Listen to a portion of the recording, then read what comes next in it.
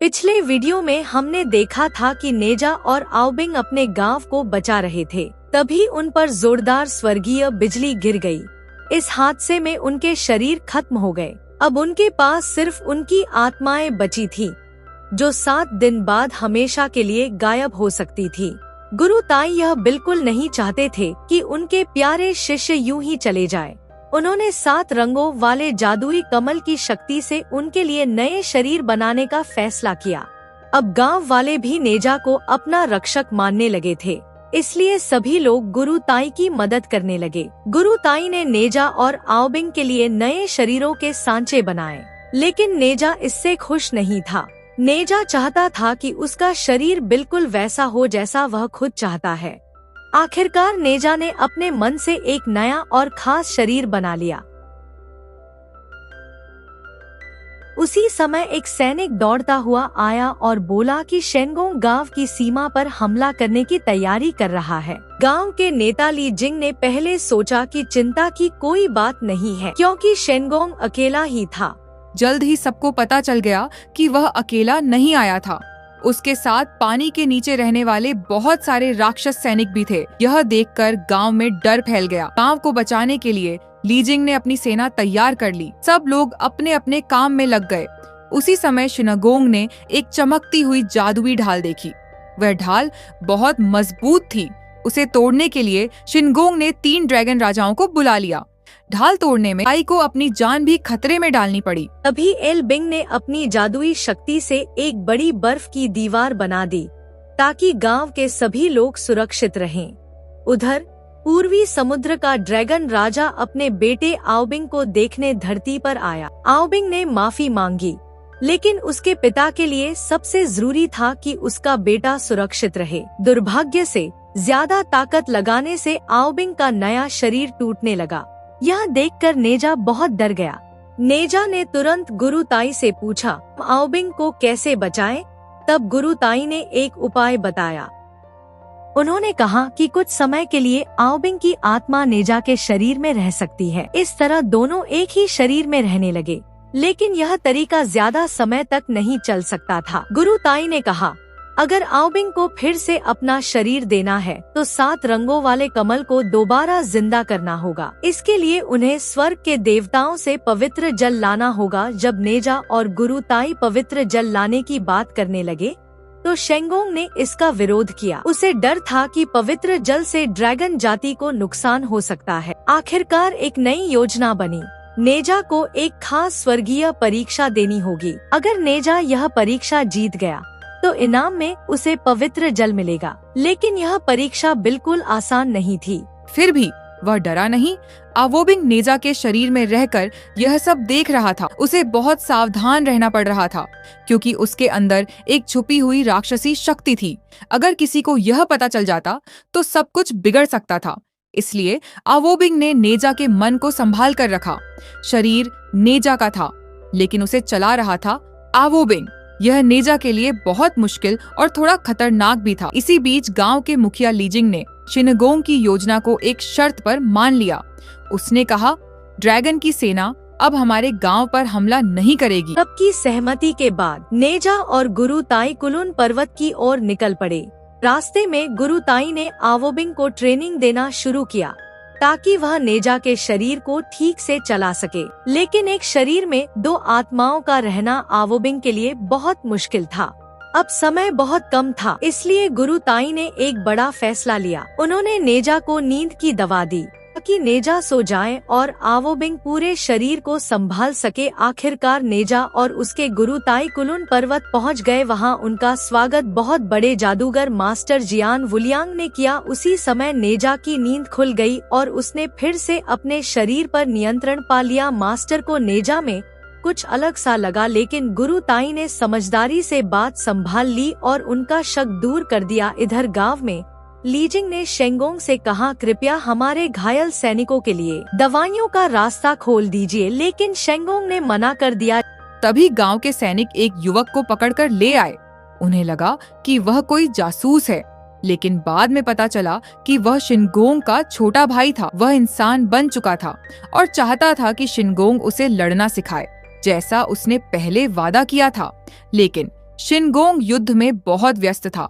उसने अपने छोटे भाई से कहा, अभी तुम गांव लौट जाओ और थोड़ा इंतजार करो। छोटा भाई थोड़ा उदास हुआ, लेकिन उसने बात मान ली। जाते जाते उसने ताना मारा, तुम और ये राक्षस यहाँ क्या कर रहे हो? शेनगोंग सच नहीं बता पाया और चुप रह गया। ली जिंग ने शेनगोंग की मदद इसलिए की ताकि उसका छोटा भाई गलत रास्ते पर न जाए। यह सुनकर शेनगोंग भावुक हो गया। उसने ली जिंग से कहा कि घायल सैनिकों के लिए दवाइयाँ मंगवाई जाए। इधर नेजा अपनी पहली परीक्षा की तैयारी करने लगा।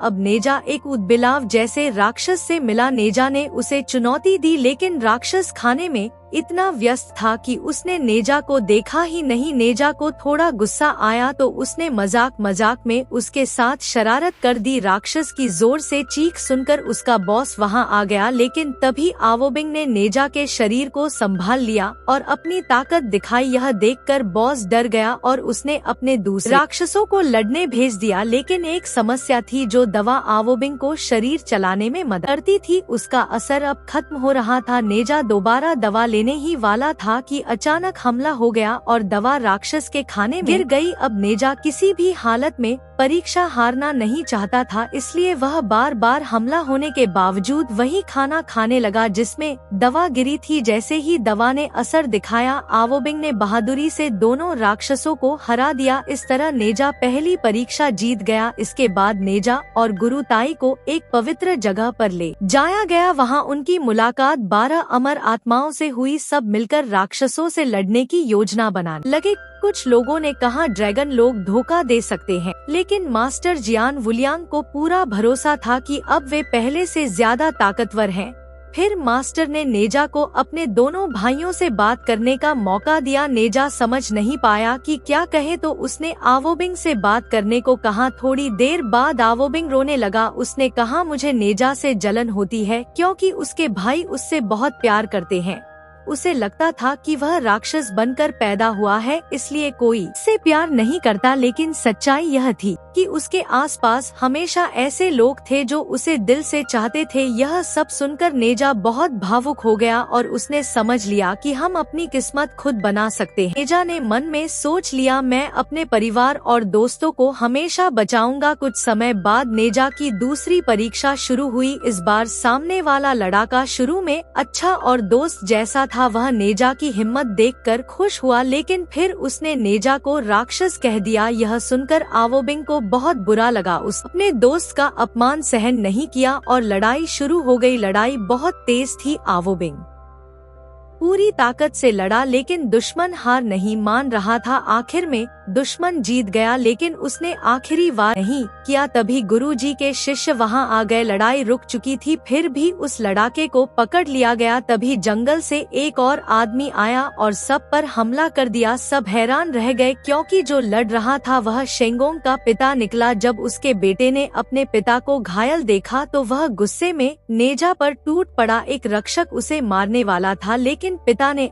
बेटे को बचा लिया। उन्होंने जादू से कुछ पल के लिए समय रोक दिया। उधर शेंगोंग को पता चला कि उसका छोटा भाई बहुत घायल हो गया है। यह सुनकर वह बहुत गुस्सा हो गया। इसी बीच नेजा को खबर मिली कि उसका गांव पूरी तरह टूट गया है। नेजा और गुरु ताई तुरंत गांव पहुँचे। सब कुछ टूट फूट गया था। नेजा को लगा कि उसके माता पिता शायद अब नहीं रहे। यह सुनकर नेजा बहुत रोया और बहुत गुस्सा भी हुआ। आवोबिंग ने उसे शांत किया, लेकिन नेजा बदला लेना चाहता था। वह ड्रैगन के इलाके में गया, लेकिन पहरेदारों ने उसे रोका। नेजा और भी गुस्सा हो गया। उसने लड़ाई की और आगे बढ़ गया। गुरुजी ने नेजा की ताकत देखी और बहुत खुश हुए। उन्होंने नेजा को जादुई पानी इनाम में दिया। उन्होंने नेजा से कहा, अब तुम्हें बुरे ड्रैगन से लड़ना होगा। नेजा ने हाँ कहा, लेकिन पहले उसने गुरु ताई से कहा, इस जादुई पानी से मेरे दोस्त आवोबिंग के लिए नया शरीर बनाइए। इधर बुरे ड्रैगन को पकड़ लिया गया। ड्रैगन के राजा को यह सब देखकर बहुत हैरानी हुई। उसे पता चला कि कुछ ड्रैगन गलत काम कर रहे थे। अब ड्रैगन राजा खुद लड़ने आया, लेकिन गुरुजी के रक्षक बहुत ज्यादा ताकतवर थे। जब ड्रैगन राजा हारने लगा तो उसने गुरुजी पर हमला किया, लेकिन नेजा ने उसे रोक लिया।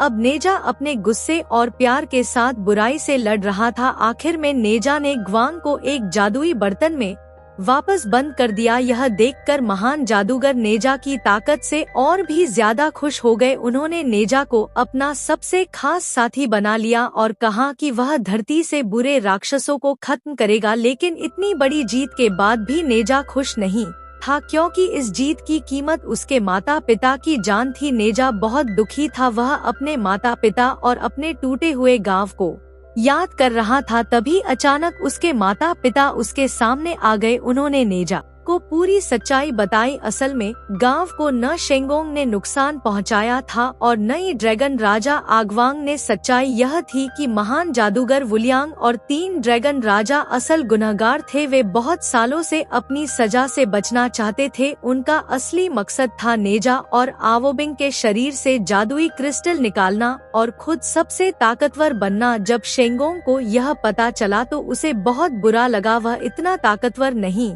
था कि उनसे लड़ सके, इसलिए उसने लीजिंग और उसकी पत्नी को पत्थर में बदलकर छुपा दिया। जब नेजा को सच्चाई पता चली तो उसने आवोबिंग से माफी मांगी। अब नेजा भी ड्रैगन जाति को बचाने की लड़ाई में शामिल हो गया, लेकिन दुश्मन बहुत ताकतवर थे। महान जादूगर के रक्षक और तीनों ड्रैगन राजा बहुत शक्तिशाली थे। फिर भी नेजा ने हार नहीं मानी। उसने अपनी समझदारी से एक जादू किया जिससे तीनों ड्रैगन राजा आपस में ही लड़ने लगे। जब वे हार गए तो नेजा और आवोबिंग ने मिलकर जादूगर पर हमला किया, लेकिन जादूगर बहुत ज्यादा ताकतवर था। उसने दोनों को हरा दिया और उन पर एक भयानक श्राप डाल दिया। नेजा, आवोबिंग और उनके माता पिता को एक बड़े बर्तन में बंद कर दिया गया। अंदर जाकर आवोबिंग ने अपने पिता को बताया कि असली बुरा आदमी वही जादूगर है। जादूगर ने नेजा से कहा, अगर तुम चाहते हो कि तुम्हारे माता पिता जिंदा रहें तो तुम्हें अपनी जान देनी होगी। नेजा यह सुनकर तैयार हो गया, लेकिन उसकी माँ ने उसे रोका। उसने कहा, कोई भी माँ यह नहीं चाहेगी कि उसका बच्चा उसके सामने मर जाए। ये शब्द नेजा के दिल को छू गए। नेजा रोने लगा। तभी उसकी माँ ने आखिरी बार उसे गले लगाया और खुद को कुर्बान कर दिया। इससे नेजा की असल ताकत जाग गई।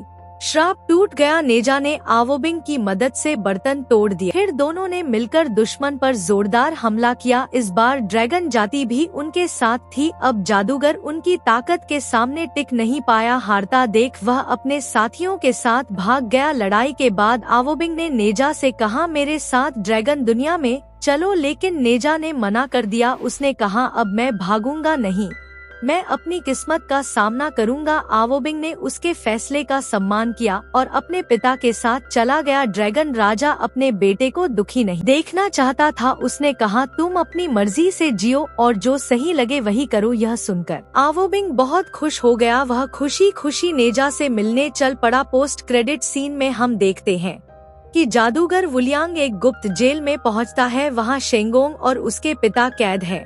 वुलियांग उन्हें एक लालच भरा प्रस्ताव देता है। आपको यह कहानी कैसी लगी? नीचे कमेंट में जरूर बताइए।